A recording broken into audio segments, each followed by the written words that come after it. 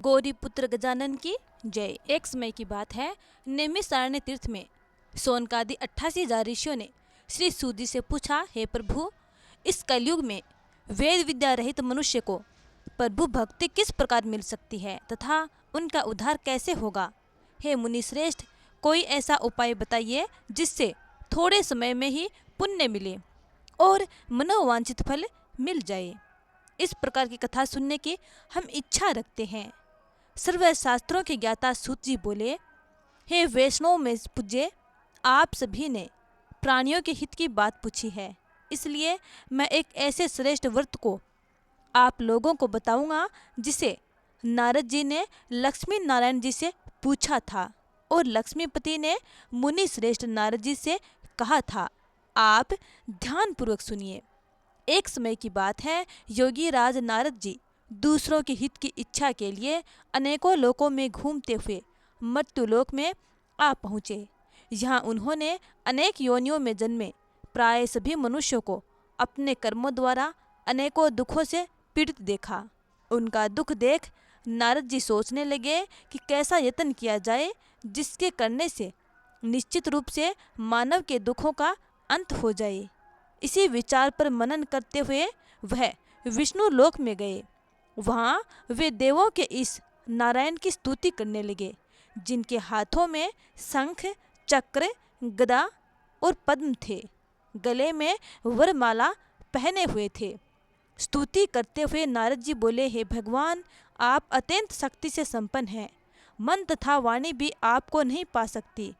आपका आदि, मध्य तथा अंत नहीं है।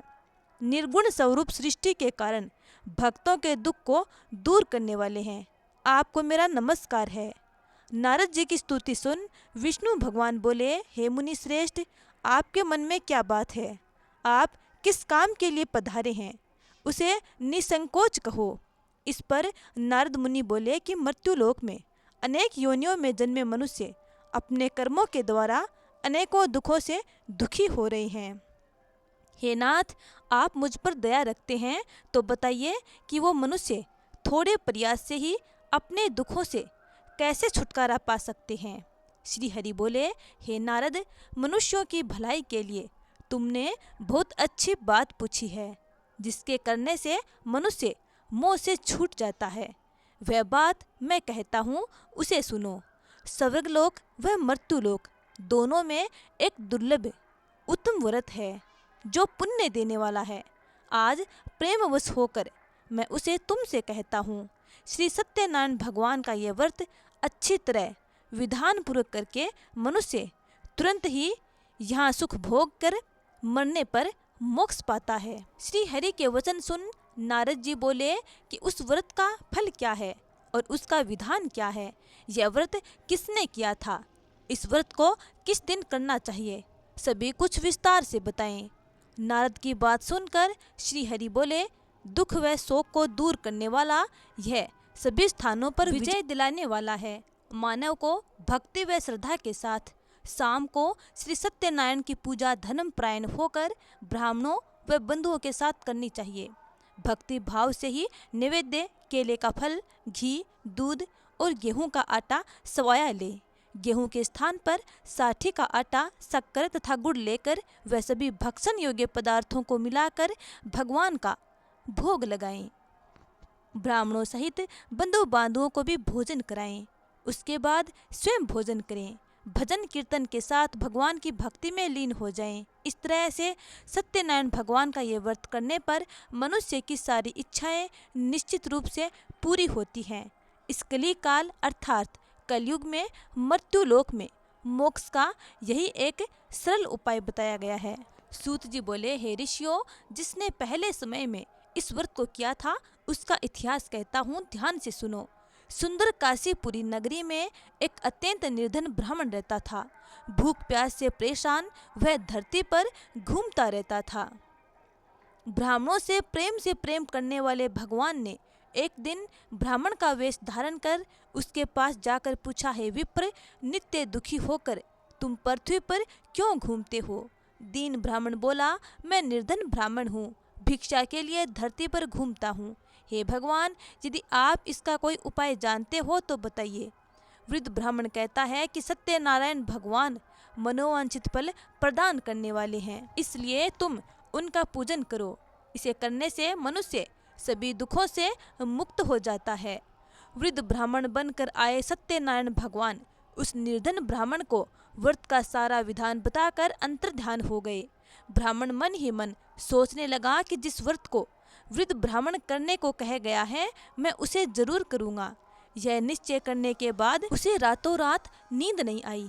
वह सवेरे उठकर सत्यनारायण भगवान के व्रत का निश्चय कर भिक्षा के लिए चला गया। उस दिन निर्धन ब्राह्मण को भिक्षा में बहुत धन मिला, जिससे उसने बंधु बांधवों के साथ मिलकर सत्यनारायण भगवान का व्रत संपन्न किया। भगवान सत्यनारायण का व्रत संपन्न करने के बाद वह निर्धन ब्राह्मण सभी दुखों से छूट गया और अनेक प्रकार की संपत्तियों से युक्त हो गया। उसी समय से यह ब्राह्मण हर माह इस व्रत को करने लगा। इस तरह से सत्यनारायण भगवान के व्रत को जो मनुष्य करेगा वह सभी पापों से मुक्त होकर मोक्ष को प्राप्त होगा। जो मनुष्य इस व्रत को करेगा वह भी सभी दुखों से मुक्त हो जाएगा। सूत जी बोले कि इस तरह से नारद जी से नारायण जी का कहा हुआ श्री सत्यनारायण व्रत को मैंने तुमसे कहा है। हे विप्रो, मैं अब और क्या कहूँ। ऋषि बोले, हे मुनिवर, संसार में उस विप्र से सुनकर और किस किस ने इस व्रत को किया, हम सब इस बात को सुनना चाहते हैं। इसके लिए हमारे मन में श्रद्धा का भाव है। सूत जी बोले, हे मुनियों, जिस जिसने इस व्रत को किया है वे सब सुनो।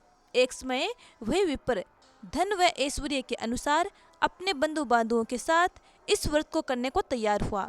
उसी समय एक लकड़ी बेचने वाला बूढ़ा आदमी आया और लकड़ियां बाहर रखकर अंदर ब्राह्मण के घर में गया।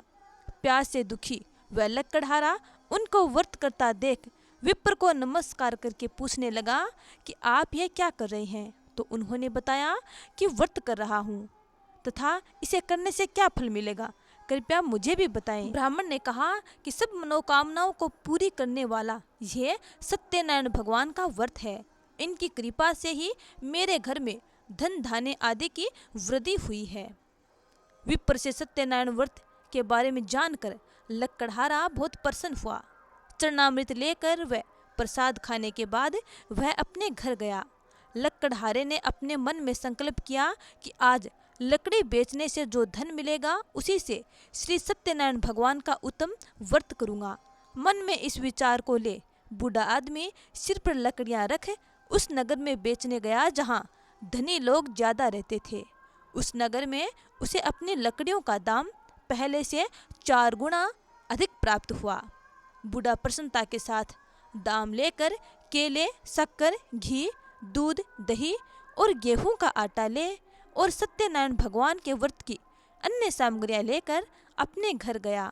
वहां उसने अपने बंधु बांधवों को बुलाकर विधि विधान से सत्यनारायण भगवान का पूजन और व्रत किया। इस व्रत के प्रभाव से वह बुढ़ा लकड़हारा धन, पुत्र आदि से युक्त होकर संसार के समस्त सुख भोग कर अंत काल में वैकुंठ धाम को चला गया। सूत जी बोले, हे श्रेष्ठ मुनियों, अब आगे की कथा कहता हूँ। पहले समय में उल्कामुख नाम का एक बुद्धिमान राजा था। वह सत्यवक्ता और जितेंद्रिय था। प्रतिदिन देवस्थानों पर जाता और निर्धनों को धन देकर उनके कष्ट दूर करता था। उसकी पत्नी कमल के समान मुख वाली तथा सती साध्वी थी। भद्रशिला नदी के तट पर उन दोनों ने श्री सत्यनारायण भगवान का व्रत किया। उसी समय साधु नाम का एक वैश्य आया। उसके पास व्यापार करने के लिए बहुत सा धन भी था। राजा को व्रत करते देखकर वह विनय के साथ पूछने लगा, हे राजन, भक्ति भाव से पूर्ण होकर आप ये क्या कर रहे हैं? मैं सुनने की इच्छा रखता हूँ, तो आप मुझे बताएं। राजा बोला, हे साधु, अपने बंधु बांधवों के साथ पुत्र आदि की प्राप्ति के लिए एक महान शक्तिमान श्री सत्यनारायण भगवान का व्रत व पूजन कर रहा हूँ। राजा के वचन सुन साधु आदर से बोला, हे राजन, मुझे इस व्रत का सारा विधान कहिए। आपके कथनानुसार मैं भी इस व्रत को करूँगा। मेरे भी संतान नहीं है और इस व्रत को करने से निश्चित रूप से मुझे संतान की प्राप्ति होगी। राजा से व्रत का सारा विधान सुन व्यापार से निवृत्त हो वह अपने घर गया। साधु वैश्य ने अपनी पत्नी को संतान देने वाले इस व्रत का वर्णन कह सुनाया और कहा कि जब मेरी संतान होगी तब मैं इस व्रत को करूंगा। साधु ने इस तरह के वचन अपनी पत्नी लीलावती से कहे। एक दिन लीलावती पति के साथ आनंदित हो सांसारिक धर्म में प्रवृत्त होकर सत्यनारायण भगवान की कृपा से गर्भवती हो गई। 10वें महीने में उसके गर्भ से एक सुंदर कन्या ने जन्म लिया। दिनों दिन वह ऐसे बढ़ने लगी जैसे कि शुक्ल पक्ष का चंद्रमा बढ़ता है। माता पिता ने अपनी कन्या का नाम कलावती रखा। एक दिन लीलावती ने मीठे शब्दों में अपने पति को याद दिलाया कि आपने सत्यनारायण भगवान के जिस व्रत को करने का संकल्प किया था उसे करने का समय आ गया है, आप इस व्रत को करिए। साधु बोला कि हे प्रिय, इस व्रत को मैं उसके विवाह पर करूँगा। इस प्रकार अपनी पत्नी को आश्वासन देकर वह नगर को चला गया। कलावती पिता के घर में रहकर वृद्धि को प्राप्त हो गई, यानी बड़ी हो गई। साधु ने एक बार नगर में अपनी कन्या को सखियों के साथ देखा तो तुरंत ही दूत को बुलाया और कहा कि मेरी कन्या के योग्य वर देख कर लाओ। साधु की बात सुनकर दूत कंचन नगर में पहुंचा और वहां देखभाल कर लड़की के सुयोग्य वाणिक पुत्र को ले आया। सुयोग्य लड़के को देख साधु ने बंधु बांधवों को बुलाकर अपनी पुत्री का विवाह कर दिया। लेकिन दुर्भाग्य की बात यह कि साधु ने अभी भी श्री सत्यनारायण भगवान का व्रत नहीं किया। इस पर श्री भगवान क्रोधित हो गए और श्राप दिया कि साधु को अत्यधिक दुख मिले। अपने कार्य में कुशल साधु बनिया जमाई को लेकर समुद्र के पास स्थित होकर रतनसारपुर नगर में गया। वहां जाकर दामाद ससुर दोनों मिलकर चंद्रकेतु राजा के नगर में व्यापार करने लगे। एक दिन भगवान सत्यनारायण की माया से एक चोर राजा का धन चुराकर भाग रहा था। उसने राजा के सिपाहियों को अपना पीछा करता देख चुराया हुआ धन वहां रख दिया जहां साधु अपने जमाई के साथ ठहरा हुआ था। राजा के सिपाहियों ने साधु वैश्य के पास राजा का धन पड़ा देखा तो वह ससुर जमाई दोनों को बांधकर प्रसन्नता से राजा के पास ले गए और कहा कि उन दोनों चोरों को हम पकड़ लाए हैं, आप आगे की कार्यवाही की आज्ञा दें। राजा की आज्ञा से उन दोनों को कठिन कारावास में डाल दिया गया और उनका सारा धन भी उनसे छीन लिया गया। श्री सत्यनारायण भगवान के श्राप से साधु की पत्नी भी बहुत दुखी हुई। घर में जो धन रखा था उसे चोर चुरा ले गए। शारीरिक तथा मानसिक पीड़ा वह भूख प्यास से अति दुखी हो अन्न की चिंता में कलावती एक ब्राह्मण के घर गई। वहां उसने श्री सत्यनारायण भगवान का व्रत होते देखा। फिर उसने भी कथा सुनी और प्रसाद ग्रहण कर वह देर रात को घर वापस आई। माता लीलावती ने कलावती से पूछा, पुत्री, तुम इतनी देर कहाँ थी? इतनी रात को घर कैसे आई हो? तुम्हारे मन में क्या है? कलावती ने अपनी माता से कहा, हे माता, मैंने एक ब्राह्मण के घर में श्री सत्यनारायण भगवान का व्रत देखा है। कन्या के वचन सुन लीलावती भगवान के पूजन की तैयारी करने लगी। लीलावती ने परिवार व बंधुओं सहित सत्यनारायण भगवान का पूजन किया और उनसे वर मांगा कि मेरे पति तथा जमाई शीघ्र घर आ जाएं। साथ ही यह भी प्रार्थना की कि हम सबके अपराध को क्षमा करो। श्री सत्यनारायण भगवान इस व्रत से संतुष्ट हो गए और राजा चंद्रकेतु को सपने में दर्शन देकर कहा कि हे राजन, तुम उन दोनों वेश्यों को छोड़ दो और तुमने उनका जो धन लिया है उसे वापस कर दो। अगर ऐसा नहीं किया तो मैं तुम्हारा धन, राज्य व संतान सभी को नष्ट कर दूंगा। राजा को यह सब कहकर भगवान अंतर्ध्यान हो गए। प्रातःकाल सभा में राजा ने अपना सपना सुनाया। फिर बोले कि बणिक पुत्रों को कैद से मुक्त कर दो और यहाँ ले आओ। दोनों ने आते ही राजा को प्रणाम किया। राजा मीठी वाणी में बोला, हे महानुभावों, भाग्यवश ऐसा कठिन दुख तुम्हें प्राप्त हुआ है। लेकिन अब तुम्हें कोई भय नहीं है। ऐसा कह राजा ने उन दोनों को नए वस्त्र आभूषण पहनाए और जितना धन उनका लिया था उससे दुगुना धन वापस कर दिया। दोनों वैश्य अपने घर को चल दिए। सूत जी बोले, वैश्य ने मंगलाचार कर अपनी यात्रा आरंभ की और अपने नगर की ओर चल दिए। उनके थोड़ी दूर जाने पर एक दंडी वेशधारी श्री सत्यनारायण ने उनसे पूछा, हे साधु, तेरी नाव में क्या है? अभिमान वाणी में वणिक हंसता हुआ बोला, हे दंडी, आप क्यों पूछते हो? क्या धन लेने की इच्छा है? मेरी नाव में तो बेल व पत्ते भरे हुए हैं। वैश्य के कठोर वचन सुन भगवान बोले, तुम्हारा वचन सत्य हो। दंडी ऐसे वचन कहे वहां से दूर चले गए। कुछ दूर जाकर समुद्र के किनारे बैठ गए। दंडी के जाने के बाद साधु वैश्य ने नित्य क्रिया के पश्चात नाव को ऊंची उठते देखकर अचंभा माना और नाव में बेल पत्ते आदि देख वह मूर्छित हो जमीन पर गिर पड़ा। मूर्छा खुलने पर वह अत्यंत शोक में डूब गया। तब उसका दामाद बोला कि आप शोक ना मनाएं, यह दंडी का शाप है, इसलिए हमें उनकी शरण में जाना चाहिए, तभी हमारी मनोकामना पूरी होगी।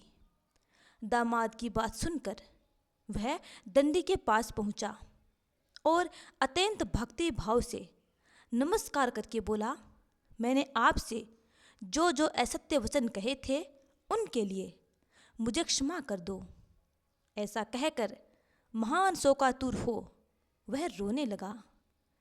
तब दंडी भगवान बोले, हे वणिक पुत्र, मेरी आज्ञा से बार बार तुम्हें दुख प्राप्त हुआ है, तू मेरी पूजा से विमुख हुआ। साधु बोला, हे भगवान, आपकी माया से ब्रह्मा आदि देवता भी आपके रूप को नहीं जानते, तब मैं अज्ञानी कैसे जान सकता हूँ? आप प्रसन्न होइए। अब मैं सामर्थ्य के अनुसार आपकी पूजा करूँगा। मेरी रक्षा करो और पहले के समान नौका में धन भर दो। साधु वैश्य के भक्तिपूर्वक वचन सुनकर भगवान हो गए और उसकी इच्छा अनुसार वरदान देकर अंतर्ध्यान हो गए। ससुर जमाई जब नाव पर आए तो नाव धन से भरी हुई थी। फिर वहीं अपने अन्य साथियों के साथ सत्यनारायण भगवान का पूजन कर अपने नगर को चल दिए।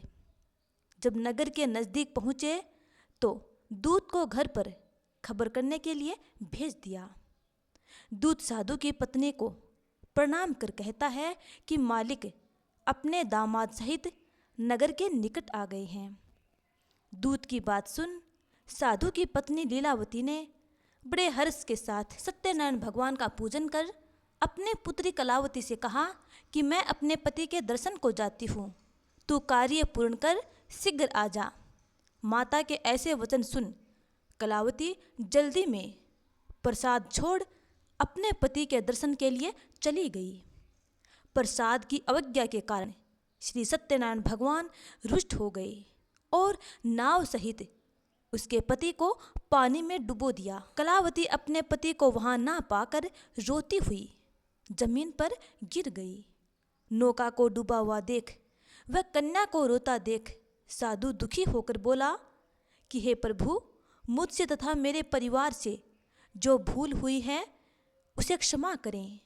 साधु के दीन वचन सुनकर श्री सत्यनारायण भगवान प्रसन्न हो गए और आकाशवाणी हुई, हे साधु, तेरी कन्या मेरे प्रसाद को छोड़कर आई है, इसलिए उसका पति अदृश्य हो गया है।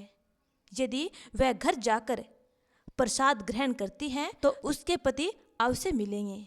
ऐसी आकाशवाणी सुन कलावती घर पहुंचकर प्रसाद ग्रहण करती है और फिर आकर अपने पति के दर्शन करती है।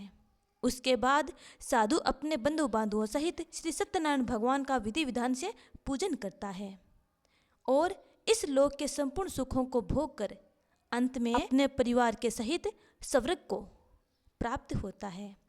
सूत जी बोले, हे ऋषियों, मैं और भी एक कथा सुनाता हूँ, उसे भी ध्यानपूर्वक सुनो। प्रजा पालन में लीन तुंगध्वज नाम का एक राजा था। उसने भी भगवान के प्रसाद का त्याग कर बहुत ही दुख सहन किया था। एक बार वन में जाकर वन्य पशुओं को मारकर वह बड़ के पेड़ के नीचे आया। वहां उसने ग्वालों को भक्ति भाव से अपने बंधुओं सहित सत्यनारायण भगवान का पूजन करते देखा। अभिमानवश राजा ने उन्हें देखकर भी पूजा स्थान पर नहीं गया और ना ही उसने भगवान को नमस्कार किया। ग्वालों ने राजा को प्रसाद दिया, लेकिन उसने वह प्रसाद नहीं खाया और प्रसाद को वहीं छोड़ वह अपने नगर को चला गया। जब वह नगर में पहुंचा तो वहां सब कुछ तहस नहस हुआ पाया। तो वह शीघ्र ही समझ गया कि यह सब भगवान ने ही किया है। वह दोबारा ग्वालों के पास पहुंचा और विधि पूर्वक पूजा करके प्रसाद ग्रहण किया। तो श्री सत्यनारायण भगवान की कृपा से सब कुछ पहले जैसा हो गया। दीर्घ काल तक सुख भोगने के बाद मरणोपरांत उसने स्वर्गलोक की प्राप्ति की। जो मनुष्य परम दुर्लभ इस व्रत को करेगा तो भगवान सत्यनारायण की अनुकंपा से उसे धन धान्य की प्राप्ति होगी। निर्धन धनी हो जाता है और भय मुक्त जीवन जीता है। संतानहीन मनुष्य को संतान सुख प्राप्त होता है और सारे मनोरथ पूर्ण होने पर मानव अंतकाल में वैकुंठ धाम को जाता है। सूत जी बोले, जिन्होंने पहले इस व्रत को किया है अब उनके दूसरे जन्म की कथा कहता हूँ। वृद्ध सतानंद ब्राह्मण ने सुदामा का जन्म लेकर मोक्ष की प्राप्ति की। लक्कड़हारे ने अगले जन्म में निषाद बनकर मोक्ष प्राप्त किया। उल्कामुख नामक राजा दशरथ राजा बनकर वैकुंठ लोक को प्राप्त हुए। साधु नाम के वैश्य ने मोर ध्वज बनकर अपने पुत्र को आरे से चीरकर मोक्ष को प्राप्त किया। महाराज तुंगध्वज ने स्वयंभू मनु होकर भगवान में भक्ति युक्त हो कर्म करके मोक्ष को पाया। हे सत्यनारायण भगवान, जिस प्रकार आपने इन सब की मन इच्छा पूर्ण की, वैसे ही हम सब भक्तों की मंगल कामनाएं पूर्ण करना। जय श्री सत्यनारायण भगवान की। प्यारे स्नेहीजनों, आज हमने सुनी भाद्रपद मास शुक्ल पक्ष के पूर्णिमा व्रत कथा, यानी पूर्णिमा के दिन भगवान श्री सत्यनारायण की कथा। उम्मीद है कि आपको ये कथा अच्छी लगी है। यदि अच्छी लगी है तो लाइक कमेंट कर देना और कथा को ज़्यादा से ज़्यादा लोगों में शेयर कर दीजिएगा, ताकि आपको अधिक से अधिक पुण्य की प्राप्ति हो। क्योंकि जब हम किसी को धर्म के पथ पर ले जाते हैं तो उसका आधा पुण्य हमें प्राप्त होता है। इसलिए वीडियो को ज़्यादा लोगों में शेयर कीजिएगा और चैनल को सब्सक्राइब नहीं किया है तो सब्सक्राइब कर लीजिएगा, बेल आइकन को भी दबा लीजिएगा, ताकि इसी प्रकार की कथाओं के नोटिफिकेशन आप तक समय पर पहुंचते रहें। इसी के साथ इस वीडियो का यहीं पे समापन करते हैं। अगली कथा का इंतजार करना। तब तक के लिए जय श्री हरि विष्णु। राधे राधे, राधे राधे, राधे राधे।